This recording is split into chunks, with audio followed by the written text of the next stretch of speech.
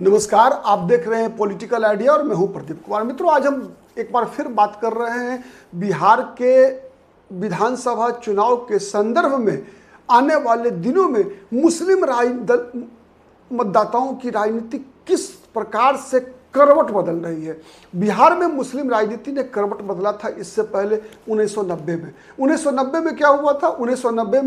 1989 में हुए भागलपुर दंगे के बाद बिहार में विधानसभा चुनाव हुआ। बिहार में विधानसभा चुनाव होने के बाद लालू प्रसाद यादव बिहार के मुख्यमंत्री बने थे।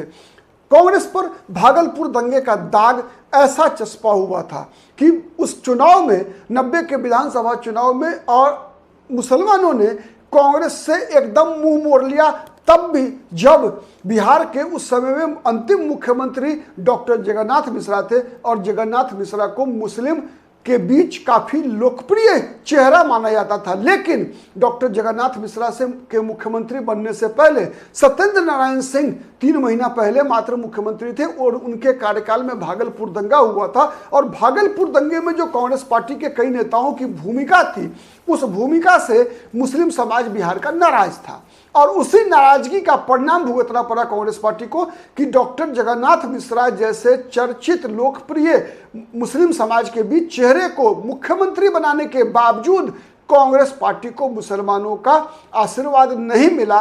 कांग्रेस सत्ता से बाहर हो गई। उसके बाद क्या हुआ? उसके बाद एक और घटना घटी कि आपको पता है कि 1990 में ही सोमनाथ से अयोध्या की रथ यात्रा पर लालकृष्ण आडवाणी निकले राम मंदिर का निर्माण करने के लिए, और उसे रथ यात्रा को लालू प्रसाद यादव ने समस्तीपुर में रोका और लालकृष्ण आडवाणी को गिरफ्तार किया। ठीक है, उसके बाद सरकार केंद्र में वीपी सिंह की गिर गई, लेकिन लालकृष्ण आडवाणी की गिरफ्तारी के कारण लालू प्रसाद यादव बिहार की राजनीति में मुस्लिम मतदाताओं के बीच हीरो बनकर उभरे। तब से लेकर आप कह सकते हैं 2015 के विधानसभा चुनाव तक एक मुश्त वोट मुसलमानों का आरजेडी को मिलता रहा। लालू यादव का जो राजनीतिक समीकरण, चाहे चुनाव जीते चाहे हारे, चाहे जमानत जब्त हो जाए, मुसलमान 100% लालू प्रसाद यादव के साथ चट्टान की तरह खड़ा रहा। लेकिन शुरुआत 2014 में ही हो गई थी, जब नरेंद्र मोदी देश की राजनीति में आए। कई ऐसे लोकसभा सीट जहां पर कि आरजेडी के उम्मीदवार मुसलमान हुआ करते थे, वहां पर यादव जाति के लोगों ने आरजेडी के मुस्लिम उम्मीदवार को वोट देना बंद कर दिया। वहां वो हिंदू बन गए।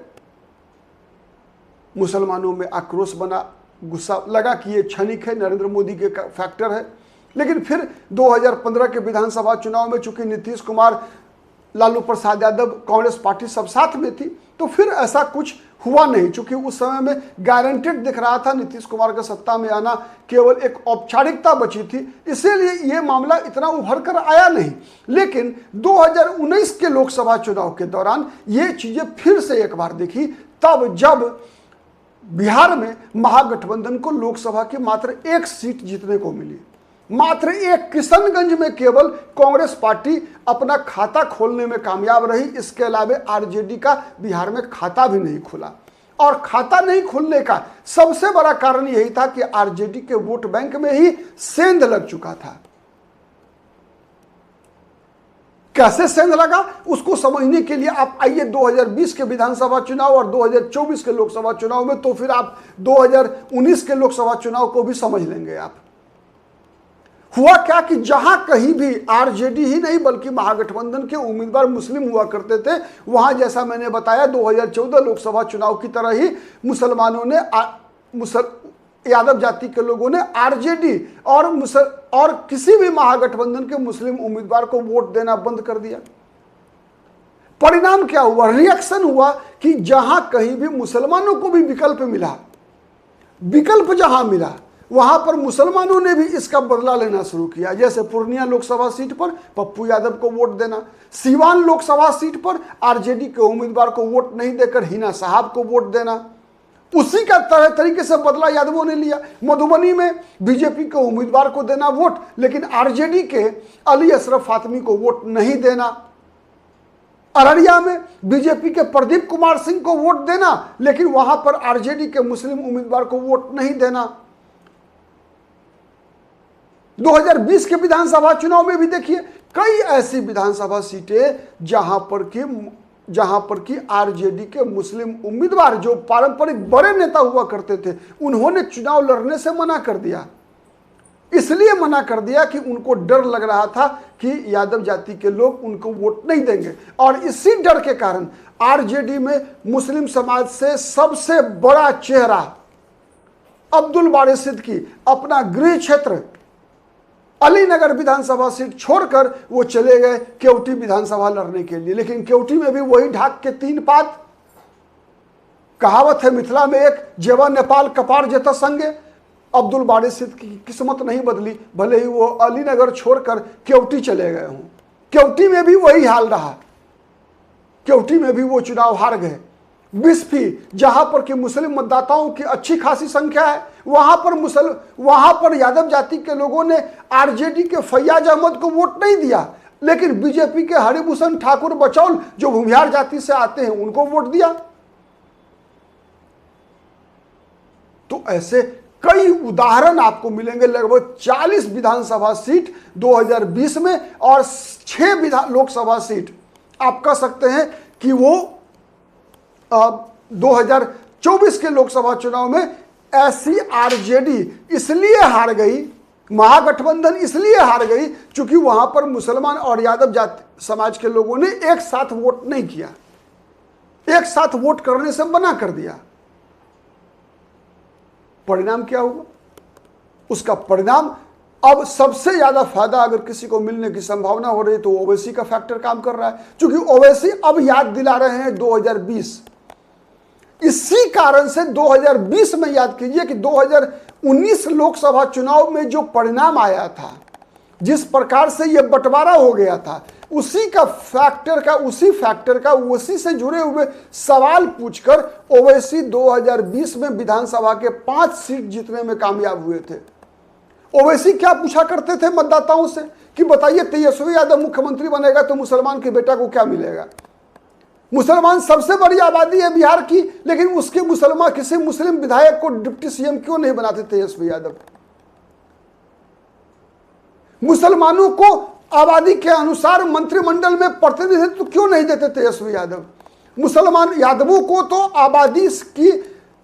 आबादी से अधिक संख्या में टिकट दी जाती है विधानसभा की, लोकसभा की। मुसलमानों को क्यों नहीं दी जाती उनकी आबादी के अनुसार भी टिकट? ये कई सवाल जब ओवैसी पूछा करते थे तो ओवैसी की बातें मुस्लिम समाज के लोगों को जचती थी। परिणाम क्या हुआ? परिणाम हुआ कि 5 विधायक जीत कर आया ओवैसी के, लेकिन तेजस्वी यादव जब डिप्टी सीएम बने तो 5 में से 4 को तोड़ लिया। अब उसकी सहानुभूति भी असदुद्दीन ओवैसी को मिलता हुआ दिख रहा है।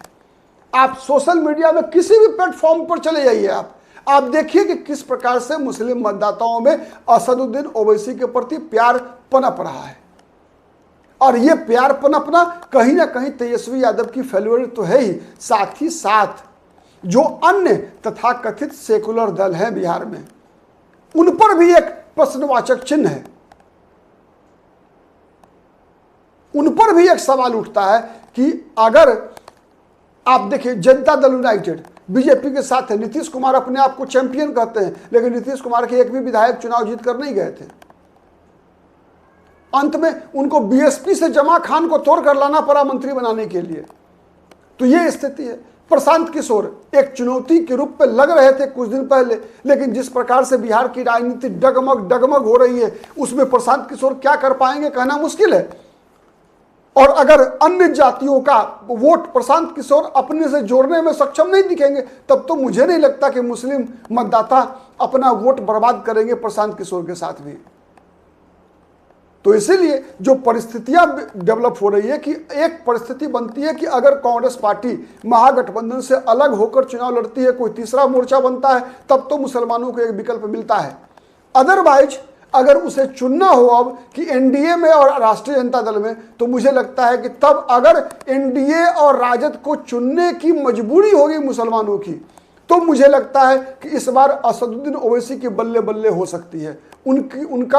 उनकी सीटें बढ़ सकती है बिहार में, और वो असदुद्दीन ओवैसी एक बड़ा फैक्टर के रूप में बिहार में उभर रहे हैं। हाँ, तीसरा मोर्चा बना कांग्रेस पार्टी, प्रशांत किशोर की पार्टी, चिराग पासवान, ऐसा कुछ दिखा अगर, तो फिर इसमें परिवर्तन आ सकता है। मेरी बातें नोट करके रखिएगा, चुनाव परिणाम के दिन इसे मिला सकते हैं आप।